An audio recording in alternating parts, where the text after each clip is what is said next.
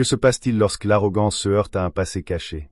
Au cœur d'une ville animée, un puissant PDG habitué à tout obtenir décide de s'amuser en se moquant d'une humble serveuse pour son anglais prétendument approximatif. Il sourit d'un air suffisant, ses clients rient et la jeune femme encaisse les insultes. Mais une seule phrase imprudente en allemand est sur le point de tout changer. Il pensait la remettre à sa place. Il n'avait aucune idée qu'elle était sur le point de démanteler son monde entier. Préparez-vous à une histoire de secret, de vengeance et au moment choquant où un titan de l'industrie se fige, réalisant que la personne qu'il vient d'insulter détient la clé de son avenir. Damien Chevalier croyait que le monde était divisé en deux groupes distincts. Ceux qui commandaient et ceux qui servaient. En tant que PDG de Solutions Automobiles Chevalier, une entreprise de technologie automobile de pointe qu'il avait héritée et développée de manière agressive, il appartenait fermement à la première catégorie. Ses journées étaient une symphonie méticuleusement orchestrée de jeux de pouvoir, de négociations hostiles et du bourdonnement constant de sa propre importance. Son bureau, un espace aux murs de verre surplombant la ville, était moins un lieu de travail qu'un testament de sa domination. Chaque meuble était une déclaration, du bureau en obsidienne polie aux sculptures abstraites, vaguement menaçantes, pour lesquelles il avait payé une fortune. Ce mardi-là, la pression était immense. Chevalier Automotive était sur le point de conclure une fusion historique avec Dynamic Vogel, un titan de l'ingénierie allemande. Cet accord n'était pas seulement une question de croissance. C'était une question d'héritage. Son père, Gérard Chevalier, un homme sévère de la vieille école, avait bâti l'entreprise sur des principes d'intégrité et de respect.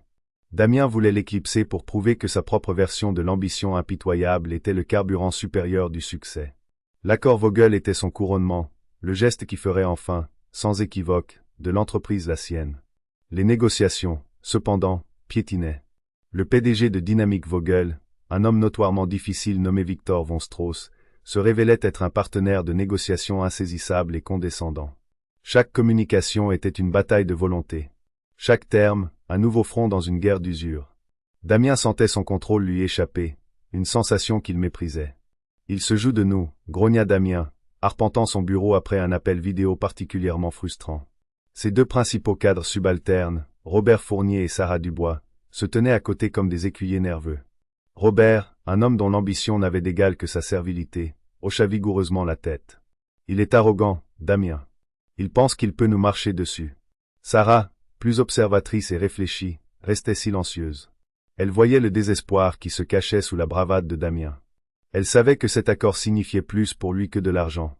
Nous avons sécurisé les brevets préliminaires, dit Damien, s'arrêtant pour contempler la ville tentaculaire en contrebas. C'est une victoire. Nous allons célébrer ce soir. Nous rappeler pourquoi nous nous battons. Il afficha un sourire vif et prédateur. Je connais un endroit. La cuillère dorée. Hors de prix, mais les bonnes personnes y vont. C'est important d'être vu. Robert sourit. Excellent choix, monsieur. Sarah offrit un petit sourire hésitant. La cuillère dorée. Elle en avait entendu parler. C'était là que l'élite de la ville allait pour prétendre qu'elle était des gens ordinaires, tout en s'assurant que tout le monde savait qu'elle ne l'était pas. Loin de ce monde, dans un appartement exigu mais bien rangé qui sentait la lavande et les vieux livres, Isabelle Meyer nouait le tablier de son uniforme de serveuse. Pour elle, le monde n'était pas divisé entre commandants et servitors. Il était divisé entre avant et après. Avant, il y avait eu une vie de privilèges et d'attente, de pelouses manucurées et de conversations chuchotées dans un allemand formel. Après, il y avait ça, une vie d'anonymat, de pieds endoloris, et le personnage soigneusement construit d'une simple immigrée essayant de faire son chemin. Sa colocataire et collègue serveuse, Chloé, était perchée sur le bras de leur canapé usé, faisant défiler son téléphone. « Grosse soirée ce soir, dit Chloé. On est complet. » Isabelle finit de nouer le ruban impeccable de son tablier. Chaque soirée est une grosse soirée pour Monsieur Durand. Elle força un ton léger, une compétence qu'elle avait perfectionnée au cours des 3 dernières années. Plus de table signifie plus de pourboire. Plus de pourboire signifie que nous pouvons enfin réparer le robinet qui fuit.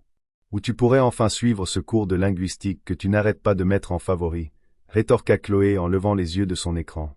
Tes talents sont gaspillés à te souvenir de qui veut de l'eau pétillante et qui veut de l'eau plate. Le sourire d'Isabelle se crispa une fraction de seconde. Mes talents sont parfaitement adaptés à ma vie, merci beaucoup. Elle attrapa ses clés. Je ne veux pas être en retard. La vérité était que le travail de serveuse était plus qu'un moyen d'arriver à ses fins. C'était un bouclier. Ici, elle était juste Isabelle Meyer, originaire de, eh bien, elle restait vague à ce sujet. L'Italie, laissait-elle parfois entendre, laissant son nom de famille faire le travail. Son français était bon, mais elle le gardait délibérément imparfait, le parsement d'un léger accent non identifiable et trébuchant occasionnellement sur un mot complexe. C'était un camouflage. Les gens entendaient un accent et leurs attentes baissaient. Ils voyaient une serveuse et ils regardaient à travers elle. Être sous-estimé, c'était être en sécurité. Être invisible, c'était être libre. Son passé était une pièce verrouillée dans son esprit. Elle n'en parlait jamais, même pas à Chloé. Mais parfois, la nuit, il s'échappait dans ses rêves. Rêves de château froid et imposant, de la voix d'un homme, douce comme la soie et dure comme l'acier, parlant allemand. C'est ton destin, Isabelle. Tu ne peux pas y échapper. Elle se réveillait le cœur battant, le fantôme d'un autre nom sur ses lèvres. Un nom qu'elle avait enterré. En arrivant à la cuillère dorée, elle se glissa dans le rythme familier de l'effervescence d'avant le dîner, le cliquetis des couverts, le faible murmure des conversations, la présence exigeante du directeur, Monsieur Durand. Tout cela faisait partie de l'armure qu'elle portait. Elle était efficace, polie et discrète. Elle était la serveuse parfaite. Elle était un fantôme dans la machine des soirées des autres.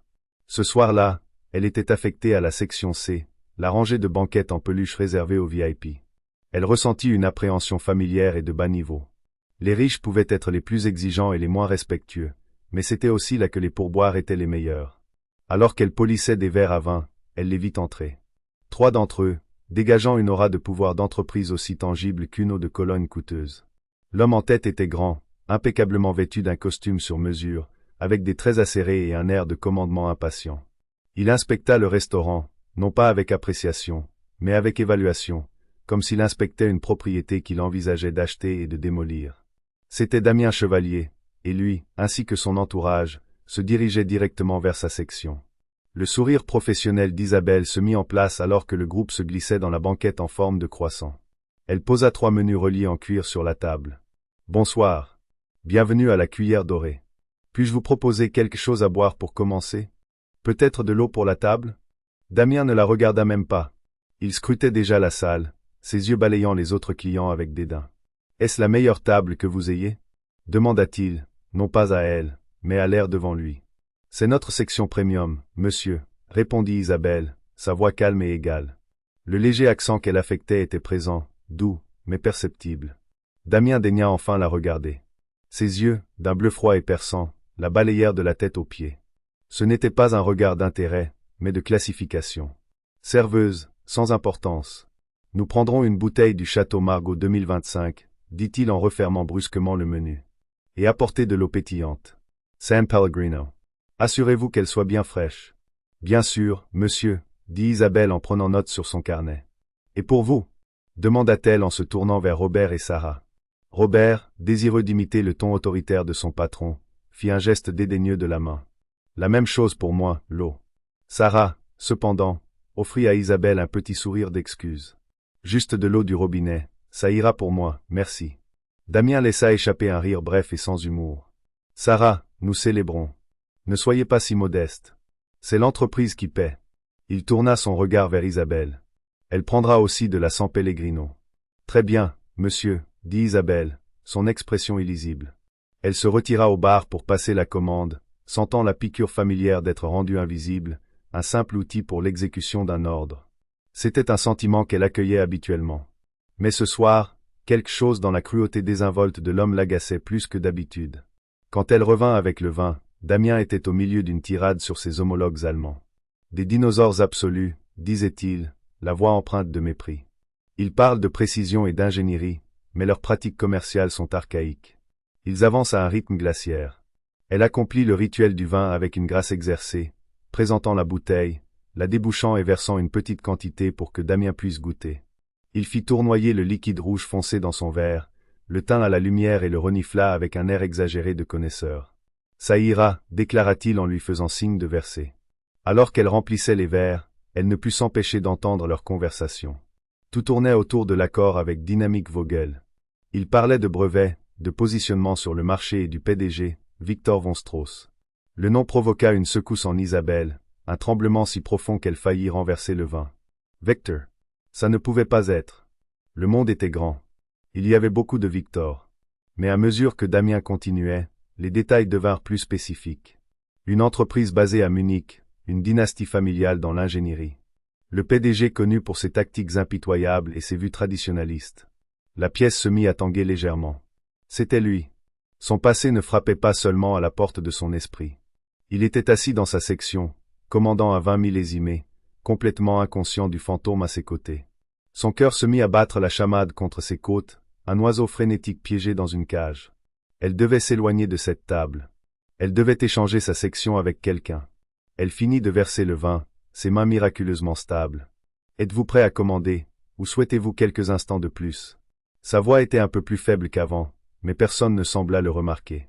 Nous sommes prêts, dit Damien avec impatience. Je prendrai le filet de bœuf de Kobe, saignant. Et assurez-vous que le chef sache ce que signifie saignant. Pas à point, pas bleu.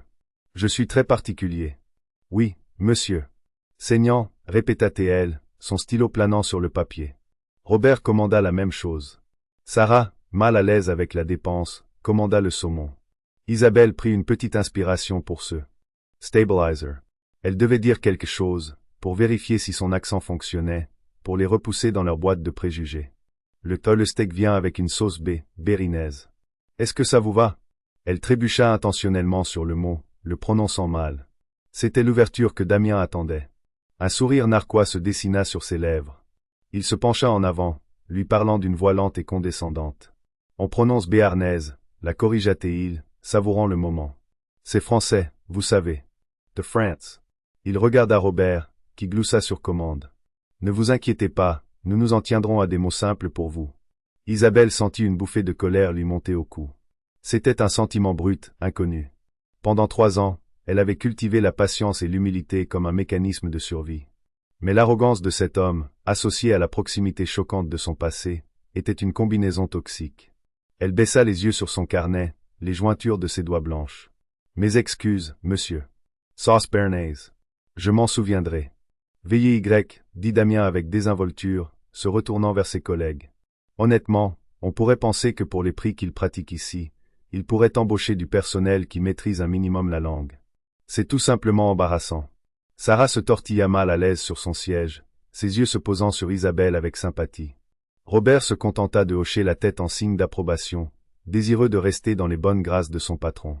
Isabelle resta là un instant, de nouveau invisible, mais cette fois, c'était différent. C'était comme un effacement délibéré. Elle se retira dans la cuisine, son sang-froid s'effritant. Elle tendit la commande au chef, son esprit tournant à plein régime. Victor von Strauss, il est ici, dans cette ville. Et ce porc fait des affaires avec lui. Elle devait se ressaisir. Elle était Isabelle Meyer, la serveuse. C'est tout ce qu'il voyait. C'est tout ce qu'il verrait jamais. Elle prit quelques profondes inspirations, recolla son sourire professionnel sur son visage et retourna au travail, évitant la banquette autant que possible, laissant d'autres serveurs remplir leur verre d'eau. Mais la confrontation était inévitable. Les plats principaux arrivèrent, et c'était son devoir de les servir. Alors qu'elle posait les grandes assiettes sur la table, Damien pontifiait une fois de plus sur son accord allemand. Le problème est une incompréhension culturelle fondamentale, dit-il en gesticulant avec sa fourchette. Ils ont cette obsession de la formalité. C'est Dr. C.C.E.T. Sergert Damon und Herrensela. C'est inefficace. Je leur ai dit franchement, nous faisons des affaires à l'américaine. Rapid, direct, sans chichis. Il tenta ensuite d'utiliser une expression allemande pour impressionner ses subordonnés, probablement une qu'il avait apprise dans un article de magazine économique. Il faut leur montrer que vous comprenez leur monde, mais que le vôtre est meilleur, dit-il d'un air suffisant. Comme ils disent, Arbeit macht den Zus. Il le prononça horriblement, massacrant les voyelles et accentuant les mauvaises syllabes. La phrase elle-même, le travail rend la vie douce, était un proverbe courant, mais dans le contexte de son arrogance, elle sonnait ridicule. Et ce fut tout. Le déclic. Le barrage soigneusement construit du sang-froid d'Isabelle ne se fissura pas seulement, il éclata. C'était une chose d'être insulté pour son faux personnage. C'en était une autre d'entendre cet imbécile pompeux massacrer si nonchalamment sa langue maternelle tout en insultant la culture même qu'il essayait d'exploiter, une culture avec laquelle elle avait une relation compliquée, douloureuse mais profondément enracinée. Elle posa la dernière assiette devant Sarah. Puis, au lieu de se retirer, elle se redressa, sa posture changeant subtilement. La courbure servile avait disparu, remplacée par une immobilité élégante et autoritaire. Elle regarda directement Damien Chevalier. Son sourire professionnel s'était évanoui, remplacé par une expression froide et analytique. « Mes excuses pour l'interruption, Monsieur Chevalier, commença-t-elle. Son français était soudain parfait. Le léger accent indéfinissable s'était évaporé, laissant place à une diction nette, claire et éduquée. Le changement fut si brutal que tous les trois s'arrêtèrent et la dévisagèrent. Votre steak est préparé précisément comme vous l'avez demandé, saignant avec une sauce béarnaise traditionnelle. J'espère qu'il répondra à vos normes très particulières. La fourchette de Damien se figea à mi-chemin de sa bouche. Il la fixa, la confusion se mêlant à l'agacement sur son visage. Qu'est-ce que vous venez de? Elle ne le laissa pas finir. Son regard était inflexible. Elle changea de langue, et le son qui sortit de ses lèvres n'était pas le murmure hésitant d'une immigrée en difficulté. C'était la cadence fluide et autoritaire d'une locutrice native délivrant un allemand académique impeccable. Versehen Sie die Corrector, dit-elle, Essay Pronunciation irreproachable.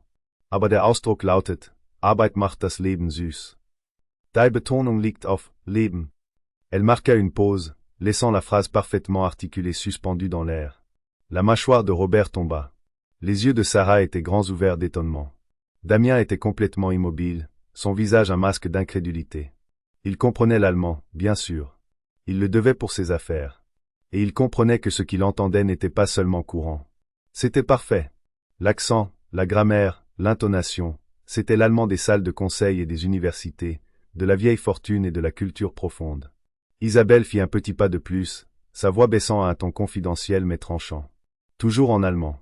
Außerdem ist das ein ziemlich banales Sprichwort. Wenn Sie jemanden wie Viktor von Strauss wirklich beeindrucken wollen, der, wenn ich mich recht erinnere, ein großer Bewunderer von Goethe ist, könnten Sie versuchen, aus Faust zu zitieren. Er glaubt, Ehrgeiz sei sowohl des Menschen größte Tugend als auch sein tragischster Fehler. Eine Nuance, die Sie in Ihren Verhandlungen vielleicht nützlich finden. Elle soutint son regard une seconde de plus, une tempête silencieuse de triomphe et de terreur faisant rage en elle. Puis le masque de la serveuse professionnelle se remit en place, bien qu'en une version plus raffinée. Bon appétit, dit-elle dans un français impeccable. Elle tourna les talons et s'éloigna, laissant un cratère de silence stupéfait dans son sillage.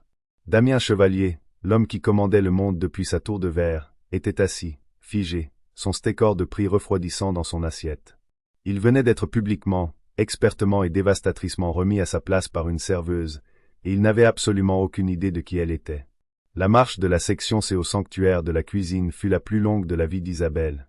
Ses jambes semblaient être en plomb, et son sang rugissait dans ses oreilles. Dès qu'elle poussa les portes battantes, elle s'appuya contre l'acier inoxydable frais d'un comptoir de préparation, le souffle court et saccadé. Chloé, qui triait des couverts, se précipita à ses côtés. « Izzy, qu'est-ce qui ne va pas? On dirait que tu as vu un fantôme. » Isabelle secoua la tête, pressant les paumes de ses mains contre ses yeux. « Pire, murmura-t-elle. Je crois qu'un fantôme vient de me voir. »« De quoi tu parles? C'était encore ce type louche de la table 12 ? » ?»« Non, c'était l'homme de la banquette VIP, le PDG. » Elle ne pouvait se résoudre à expliquer les détails, l'allemand, la mention du nom de Victor.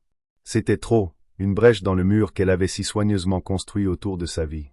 J'ai dit quelque chose que je n'aurais pas dû. Je n'ai pas été professionnel. Avant que Chloé ne puisse en demander plus, Monsieur Durand arriva, le visage comme un nuage d'orage. Meyer, dans mon bureau, maintenant. Look her d'Isabelle S. Sarah. Bien sûr, le PDG n'allait pas supporter une telle humiliation sans réagir. Elle venait de perdre son travail, son anonymat, son petit coin de monde sûr, tout ça pour un moment de fierté satisfaisante et imprudente. Elle suivit Monsieur Durand dans son bureau exigu et encombré. Il ferma la porte derrière eux. « Qu'est-ce qui s'est passé là dehors, Isabelle ?» demanda-t-il, bien que sa voix soit plus confuse que fâchée. L'associé de Monsieur Chevalier, celui qui s'appelle Robert, est venu me voir. Il a dit que vous aviez été impoli, insubordonné, et que vous aviez commencé à lui parler en allemand. Il m'insultait, Monsieur Durand, dit-elle calmement. Il se moquait de mon français. Ton français? Durand Frankel les sourcils. Ton français est meilleur que celui de la moitié des locuteurs natifs que j'emploie. De quoi parlait-il? Isabelle soupira, le poids de sa longue supercherie pesant sur elle. C'est compliqué. J'ai un accent quand je suis nerveuse. C'était le meilleur mensonge qu'elle put trouver sur le moment. Eh bien, quoi que ce soit, tu ne peux pas parler aux clients comme ça. Surtout pas à un client comme Damien Chevalier. Cet homme pourrait probablement acheter tout le pâté de maison et ne même pas remarquer le débit sur sa carte bancaire. Je dois te laisser partir, Isabelle. Je suis désolé. Tu es une bonne travailleuse, l'une des meilleures. Mais je ne peux pas risquer une plainte de sa part. C'était le coup auquel elle s'attendait, mais il lui coupa quand même le souffle. Virée, exposée. Elle hocha la tête, hébétée. Je comprends. Elle rassembla ses affaires de son casier, l'esprit vide de panique. Alors qu'elle sortait par la ruelle arrière, Chloé accourut à sa rencontre. Ailty Avery. C'est insensé. Je vais aller dire ces 4 vérités à ce crétin arrogant. Non, Chloé, s'il te plaît, supplia Isabelle en attrapant le bras de son amie. Ne fais pas ça. C'est mieux ainsi. Laisse tomber. Je dois y aller. Elle s'éloigna précipitamment dans la nuit, laissant derrière elle une Chloé déconcertée et inquiète. Le sanctuaire avait disparu. L'armure était percée, et elle savait avec une certitude qui la glaçait jusqu'aux os que ce n'était pas la fin. Un homme comme Damien Chevalier ne se contenterait pas de faire virer une serveuse. Il aurait besoin de savoir pourquoi il avait été si complètement déjoué.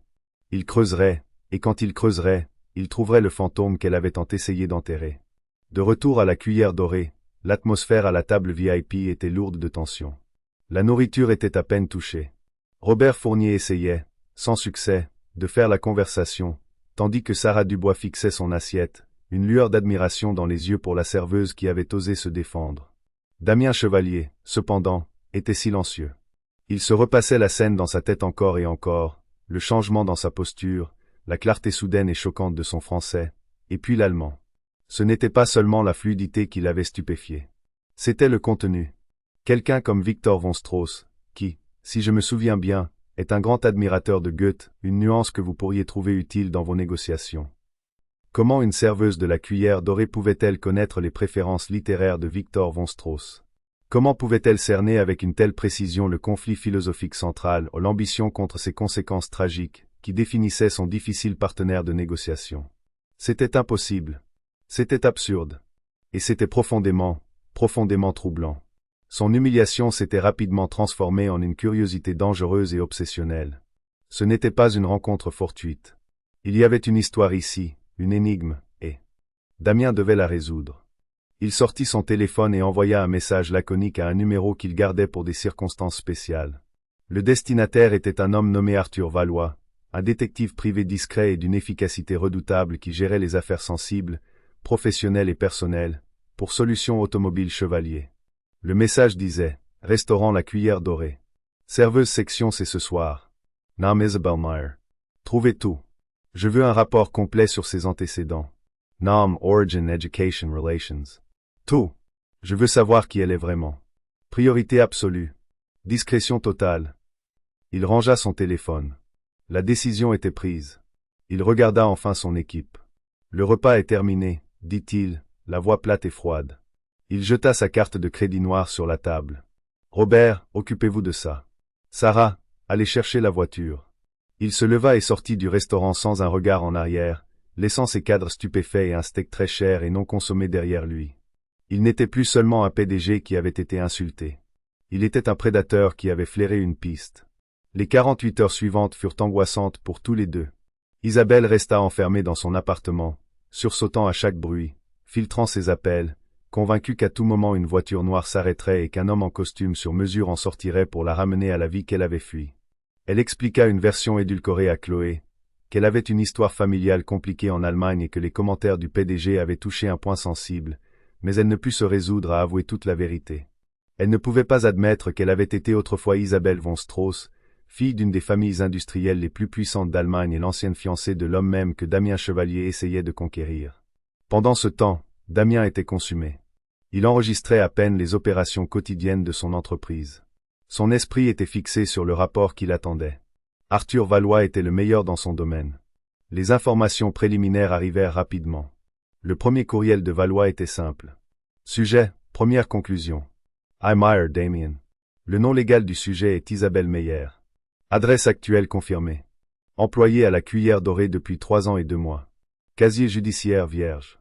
Numéro de sécurité sociale délivré il y a 4 ans. Paie ses impôts. Mène une vie tranquille. En surface, elle est exactement ce qu'elle semble être. J'approfondis ses dossiers d'immigration. Quelque chose ne colle pas. Damien lut le courriel et fronça les sourcils. En surface. Il savait que ce qui se cachait sous la surface était la véritable histoire. Le deuxième courriel arriva un jour plus tard dans la nuit. Damien était dans son penthouse, sirotant un verre de scotch, les lumières de la ville scintillant en contrebas comme un royaume conquis. Le son de la notification le fit se redresser d'un coup. Sujet, urgent. Mise à jour sur e-Meyer. Damien, c'est plus gros que nous ne le pensions. Le nom Isabelle Meyer est légal, mais il a été changé il y a 3 ans et demi. Son visa et ses papiers d'immigration sont des faux d'une qualité experte. Assez bon pour passer une vérification standard, mais pas une enquête approfondie. Il n'y a aucune trace d'une Isabelle Meyer entrant dans le pays depuis l'Italie ou ailleurs. J'ai dû tirer quelques ficelles et accéder à des bases de données internationales. J'ai trouvé son nom de naissance, Isabelle von Strauss. Damien se figea, le verre à mi-chemin de ses lèvres. Von Strauss. Le même nom que son rival en affaires. Ce devait être une coïncidence, un nom allemand courant peut-être. Mais les lignes suivantes de Valois anéantirent cet espoir. Fille de Klaus von Strauss, fondateur du conglomérat industriel von Strauss. Nièce du président actuel. Et tenez-vous bien, elle était, jusqu'à il y a 3 ans et demi, la fiancée. Publiquement annoncée de Victor von Strauss. Les fiançailles faisaient partie d'une fusion planifiée entre les 2 principales branches de la famille, destinée à créer l'un des plus grands empires industriels privés d'Europe. Puis, il y a environ 4 ans, elle a disparu, s'est volatilisée. La famille a raconté une histoire selon laquelle elle avait besoin de repos dans une clinique privée en Suisse. Les fiançailles ont été discrètement rompues 1 an plus tard. Victor a consolidé le pouvoir seul. La femme qui vous a servi un steak n'est pas une serveuse. C'est une membre de l'aristocratie industrielle. Une héritière en fuite qui était fiancée à l'homme même avec qui vous êtes en négociation. Elle n'est pas juste un fantôme. Elle est le fantôme dans sa machine. En attente de vos instructions. Arthur. Damien reposa lentement le verre de scotch, sa main tremblant légèrement.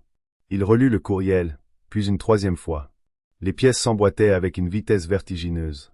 Son allemand parfait, sa connaissance de la personnalité et des goûts littéraires de Victor, sa confiance tranquille, sa décision calculée de se cacher à la vue de tous, utilisant un personnage de la classe ouvrière comme le déguisement ultime. C'était brillant.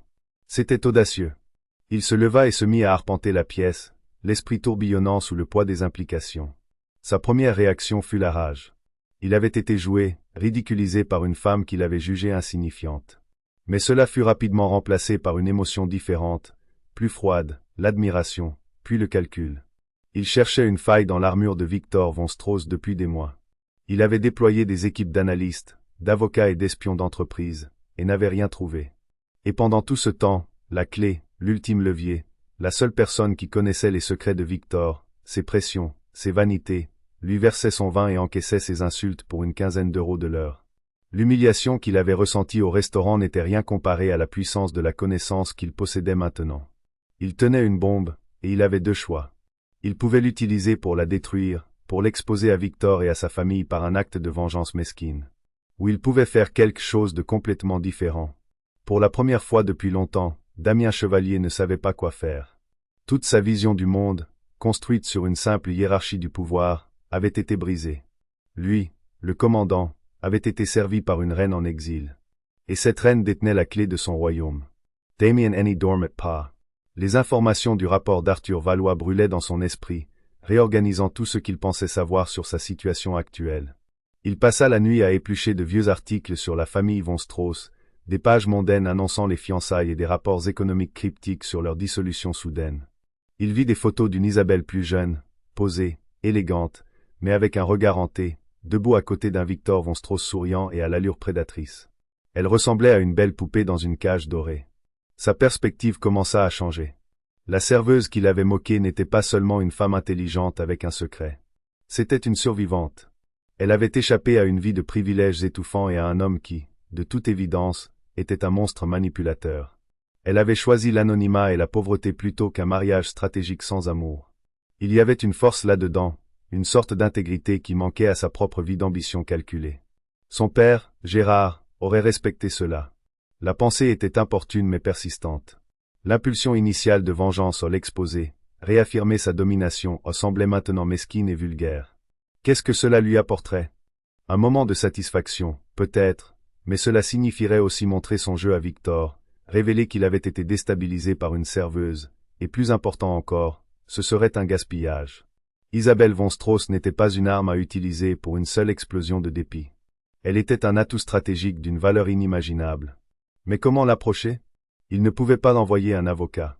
Il ne pouvait pas la convoquer à son bureau. La dynamique du pouvoir était trop asymétrique, trop entaché par son propre comportement grossier. S'il voulait tourner cette situation à son avantage, il devait faire quelque chose qu'il n'avait pas fait depuis des années. Admettre qu'il avait tort et demander de l'aide. Il devait céder le contrôle.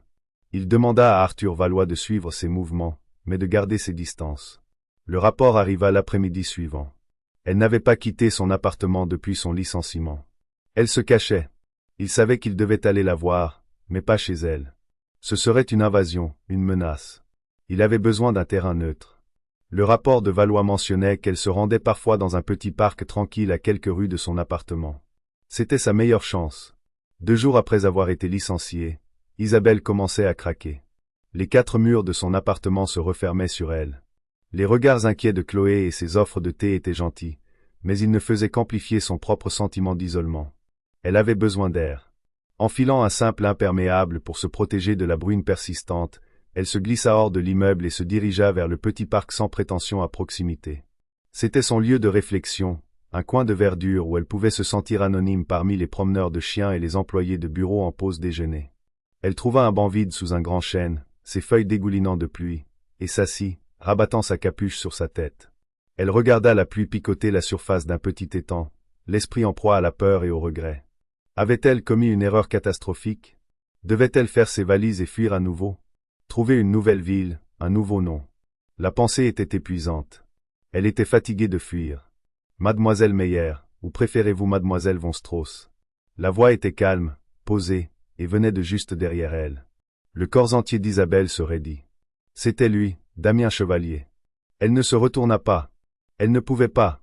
Toute sa combativité l'avait quittée. Que voulez-vous?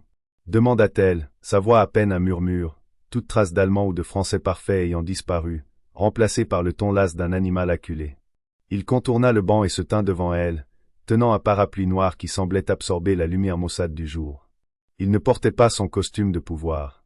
Au lieu de cela, il était vêtu d'un pantalon sombre et d'un simple pull en cachemire sous un trench coat. Il ne ressemblait pas à un PDG. Il ressemblait à un homme debout sous la pluie. « Je suis venu m'excuser, dit-il. » Isabelle leva enfin les yeux vers lui, les sourcils froncés de méfiance.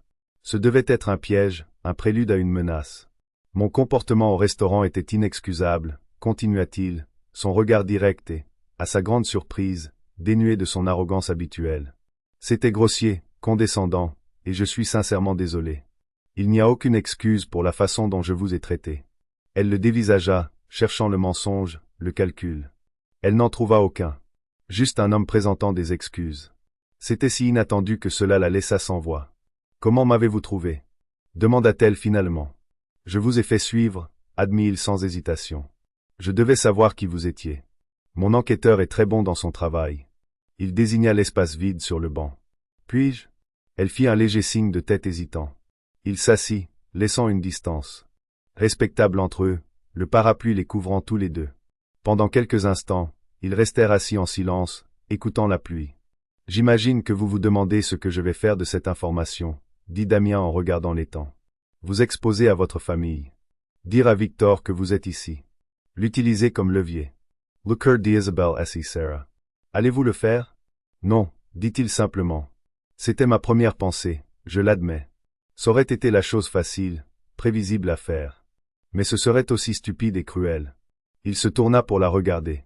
J'ai lu des choses sur vous, sur ce que vous avez fui. Je ne peux même pas imaginer le courage qu'il a fallu. Isabelle sentit un picotement étrange et inconnu derrière ses yeux. En 3 ans, personne n'avait jamais reconnu son passé, et encore moins le courage qu'il avait pu falloir pour y échapper. « Pourquoi êtes-vous ici, monsieur Chevalier » demanda-t-elle, sa voix plus forte maintenant. « Je suis ici parce que je suis en train de perdre, avoua-t-il, et l'aveu sembla lui coûter quelque chose. Mes négociations avec Victor von Strauss sont un désastre. Il me mène en bateau. Il est arrogant, méprisant, et il me traite avec le même dédain que celui que je vous ai montré dans ce restaurant. L'ironie ne m'échappe pas. » Il marqua une pause, rassemblant ses pensées. « Vous l'avez qualifié de grand admirateur de Goethe. Vous avez dit qu'il croit que l'ambition est à la fois une vertu et une faille tragique. Vous comprenez comment il pense. Vous le connaissez d'une manière qu'aucun analyste financier ne pourra jamais connaître. J'ai dépensé des millions en intelligence économique. Et en 2 minutes, vous m'avez donné plus de perspicacité que toute mon équipe en 6 mois. » Isabelle resta silencieuse, l'observant, sa garde toujours levée, mais s'abaissant lentement, prudemment. Je ne suis pas ici pour vous menacer, mademoiselle von Strauss, dit-il, utilisant son vrai nom avec un nouveau respect. Je suis ici pour vous faire une proposition. Une proposition d'affaires. Je suis serveuse, dit-elle automatiquement, le vieux réflexe reprenant le dessus. Où j'étais? Non, vous ne l'êtes pas, contrat-il doucement. Vous êtes la seule personne sur cette planète qui détient la clé pour démanteler la stratégie de Victor. Je ne veux pas utiliser votre passé contre vous. Je veux engager votre esprit. Il exposa enfin son offre. Je veux que vous travailliez avec moi en tant que consultante. Pas pour moi, avec moi. Aidez-moi à naviguer dans ces négociations. Aidez-moi à comprendre mon adversaire. Votre perspicacité serait inestimable. Et qu'est-ce que j'y gagne? Demanda-t-elle, la voix vive et claire. Premièrement, dit-il en énumérant les points sur ses doigts. Un salaire qui fera paraître vos pourboires de serveuse comme une erreur d'arrondi. Un appartement, la sécurité, une nouvelle vie, celle que vous choisissez, pas celle dans laquelle vous vous cachez. Deuxièmement, une chance de réclamer votre identité selon vos propres termes. D'utiliser l'intelligence et l'éducation que votre famille vous a donnée pour votre propre bénéfice, pas le leur. Et troisièmement, il marqua une pause, ses yeux bleus se fixant sur les siens. La vengeance. Le mot flotta dans l'air humide entre eux. La vengeance. C'était un mot sombre, laid, mais il résonnait avec une partie d'elle qu'elle avait essayé de réprimer. La partie d'elle qui brûlait encore de l'humiliation de son ancienne vie, de l'impuissance qu'elle avait ressentie sous le joug de Victor. Victor S.E. Croyd invincible, continua Damien, la voix basse et persuasive. Il pense que vous êtes une fille faible qui s'est enfuie, un problème qui s'est résolu de lui-même. Imaginez son visage, Isabelle. Imaginez son visage lors de la négociation finale, quand il réalisera que la personne qui me conseille, la personne qui m'a fourni la stratégie pour le battre, c'est vous. Vous ne m'aideriez pas seulement à gagner un contrat. Vous reprendriez votre pouvoir. Vous lui montreriez, ainsi qu'à votre famille et au monde entier, qui vous êtes vraiment. C'était une offre séduisante. C'était dangereux. Cela signifiait retourner dans le monde qu'elle avait fui, affronter l'homme même qui hantait ses cauchemars. Mais cela signifiait aussi la fin de la clandestinité, la fin d'être Isabelle Meyer, le fantôme. Cela signifiait redevenir Isabelle von Strauss. Mais cette fois, c'est elle qui écrirait l'histoire. Elle regarda Damien Chevalier, un homme qu'elle avait méprisé quelques jours auparavant. Il était toujours arrogant, toujours ambitieux. Mais elle voyait quelque chose d'autre en lui maintenant, une lueur d'humilité, un pragmatisme brut, et une capacité surprenante de respect face à un intellect supérieur. Il ne lui offrait pas un travail. Il lui offrait une arme, et il proposait de la pointeur sur la seule personne qu'elle détestait le plus au monde. Un lent sourire effleura les lèvres d'Isabelle, le premier vrai sourire qu'elle avait eu depuis des jours. Il était vif et intelligent et contenait une pointe d'acier. « Parlez-moi davantage de ce poste de consultante, dit-elle. J'ai quelques conditions moi-même. » La pluie avait cessé. Dans le parc tranquille, une alliance improbable et puissante venait de se forger. La semaine suivante fut un tourbillon. Damien Chevalier tint parole, et bien plus encore. Isabelle quitta son appartement exigu pour une suite luxueuse et minimaliste dans un hôtel particulier, enregistré sous un nouveau nom sécurisé. La suite disposait d'un bureau avec une vue panoramique sur la ville, un contraste saisissant avec le mur de briques auquel elle était habituée. Son contrat de consultante fut rédigé par les meilleurs avocats de Damien, et elle en lut chaque ligne avec une méticulosité qui les impressionna. Elle ne se contentait pas de signer, elle négociait. Elle exigea un pourcentage de la valeur finale de l'accord, un accès complet à toutes les données de solutions automobiles Chevalier sur Dynamic Vogel, et le dernier mot sur toute stratégie de communication impliquant ses analyses. Damien accepta chaque condition sans hésiter. Il la mit en relation avec une équipe, qui comprenait une Sarah Dubois désormais profondément humble et respectueuse. Robert Fournier fut ostensiblement réaffecté à une autre division. La transformation d'Isabelle fut étonnante. Se débarrassant du personnage de la serveuse timide, elle endossa son nouveau rôle avec une autorité qui semblait à la fois naturelle et longtemps endormie. Vêtue des tenues d'affaires élégantes et pointues que le styliste personnel de Damien lui avait fournies, elle n'était plus un fantôme. Elle était une présence. Elle passa des jours enfermée dans le bureau, épluchant les rapports financiers, les dépôts de brevets et les analyses de marché. Mais sa vraie valeur, comme Damien l'avait deviné, résidait dans l'intangible. Victor ne se soucie pas d'une augmentation de 5% des parts de marché, expliqua-t-elle lors d'une session de stratégie avec Damien et Sarah. Ce ne sont que des chiffres pour lui. Il se soucie de la domination, de l'héritage. Il voit cette fusion non pas comme un partenariat mais comme une conquête. Il essaie d'absorber Solutions Automobiles Chevalier, pas de fusionner avec. Alors, comment combattons-nous cela? demanda Damien, écoutant avec une intensité que personne ne lui avait jamais vue. Nous ne le combattons pas, dit Isabelle, une lueur dans l'œil. Nous l'utilisons. La plus grande force de Victor est sa croyance en sa propre supériorité. C'est aussi sa plus grande faiblesse. Il vous sous-estimera parce que vous êtes français et, à ses yeux, peu sophistiqué. Il ne me verra jamais, jamais venir. Elle élabora une nouvelle stratégie. Elle était subtile, brillante et profondément personnelle. Il cesserait de résister aux tentatives de Victor de dominer les petits points de la négociation. Il céderait sur des clauses mineures, feindrait la frustration et lui ferait croire qu'il gagnait, tout en construisant une cage autour de la seule chose qui comptait vraiment, le contrôle du conseil d'administration de la nouvelle société et de la future direction de la RD. Elle coacha Damien sur la manière de parler à Victor, les phrases à utiliser, les références culturelles à mentionner, non seulement de Goethe, mais aussi de philosophes allemands modernes et de théoriciens économiques obscurs que Victor admirait. Elle donnait à Damien les clés de l'esprit de Victor. Le jour de la négociation finale arriva. Il s'agissait d'une vidéoconférence reliant la salle de conseil de Damien à Paris au bureau imposant au panneau d'acajou de Victor à Munich. Damien, Sarah et l'équipe juridique étaient rassemblés autour de la grande table de conférence. Isabelle était là aussi, mais assise juste hors du champ de la caméra, partenaire silencieuse aux côtés de Damien.